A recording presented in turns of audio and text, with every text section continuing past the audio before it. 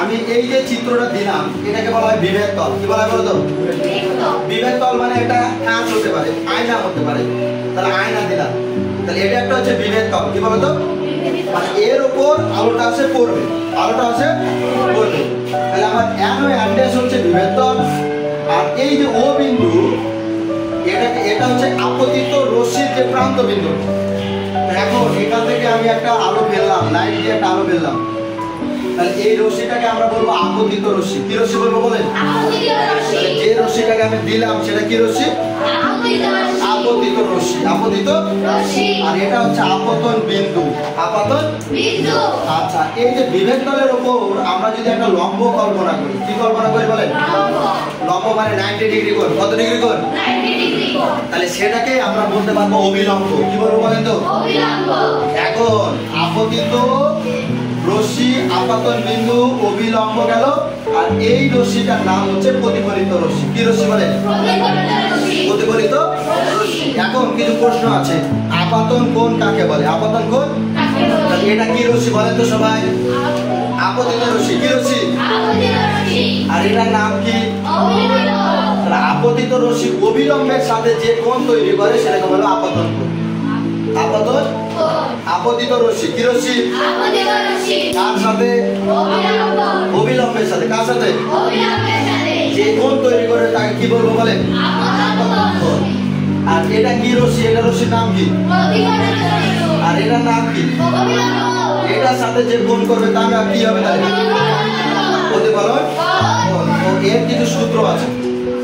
এই কোণটা যদি হয় 60 ডিগ্রি, এই কোণটা হবে কত ডিগ্রি? 60 ডিগ্রি। তাইলে আমরা লিখতে পারবো আপতন কোণ। কি লিখতে পারবো বলেন তো? আপতন কোণ সমান হচ্ছে প্রতিফলন কোণ। প্রতিফলন কোণ। আচ্ছা সুপ্রিয় শিক্ষার্থী, আপনাদের আরো কিছু আমাকে শিখাইতে হবে, সেটা দেখেন। বলেন এন ও এন ড্যাশ যেটা দিছি, এন ও এন ড্যাশ এটার নাম কি? কি নাম বলেন? বিভেদ তল। আচ্ছা বলেন, তাহলে এটার নাম বিভেদ তল। এ ও কি বলেন তো? বলে এ ও কে কি বলবো আমরা? আপতিত রশ্মি। আপতিত রশ্মি। গুড। যদি বলি ও সি এটাকে কি বলবো আমরা? অভিলম্ব। ও সি কে কি বলবো? অভিলম্ব। আচ্ছা যদি বলি বি ও এটাকে কি বলবো আমরা?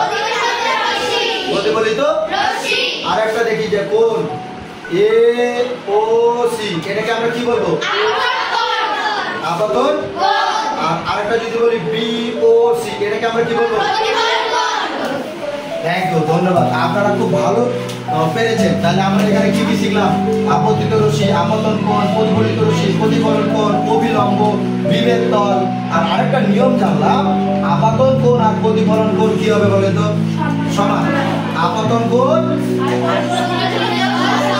সমান। আলোর প্রতিফলনের সূত্র হচ্ছে দুইটা। কয়টা? দুইটা। এক নাম্বার সূত্র হচ্ছে এইটা, আপতন কোণ প্রতিফলন কোণ সমান। আপতন কোণ প্রতিফলন কোণ সমান। আরেকটা বিষয় হচ্ছে আপতিত রশ্মি, প্রতিফলিত রশ্মি, অভিলম্ব একই তলে থাকবে। কি তলে থাকবে বলো? একই তলে। মানে উপরে সবগুলো তিনটাই উপরে আছে, আছে কিনা বলেন তো? তাহলে প্রতিফলনের সূত্র কয়টা? দুইটা। কয়টা সূত্র? দুইটা। এক নাম্বার সূত্র কি বলে? প্রতিফলন কোণ সমান। আর দ্বিতীয় নাম্বার সূত্র হচ্ছে আপতিত রশ্মি, প্রতিফলিত রশ্মি, অভিলম্ব একই সমতলে থাকবে। একই সমতলে থাকবে। তাহলে সুপ্রিয় শিক্ষার্থী, আজকে আপনারা বুঝতে পারলেন প্রতিফলন কিভাবে হয়, প্রতিফলনের সূত্র এবং বিভিন্ন বিষয়। তো আবারও দেখা হবে নতুন কোনো ক্লাসে, নতুন কোনো বিষয় নিয়ে। সে পর্যন্ত আল্লাহ হাফেজ। সবাই ভালো থাকবেন, সুস্থ থাকবেন। আসসালামু আলাইকুম।